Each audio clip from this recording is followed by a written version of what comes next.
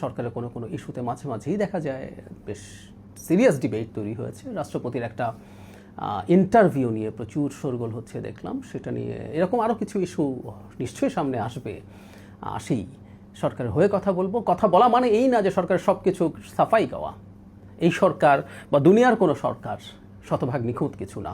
এমনকি সরকারের হয়ে কখনো কখনো ক্ষমা চাইতে আসবো, কারণ সরকার ভুল করবে। সরকারের ভুল করারই কথা।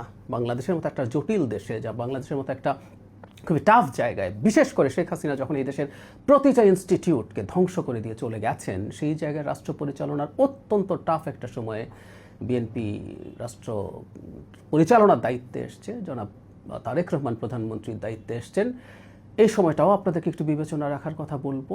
সুতরাং কিছু ভুলভ্রান্তি হবে, সেটার জন্য কিছুটা সময় একটু দেয়া। সমালোচনা তো করবেনই, মানে যদি আমরা দেখছি সরকারের 100 দিনের যে হানিমুন পিরিয়ড সেটাও ফলো করা হচ্ছে না, তারপরও সেটা করবেন।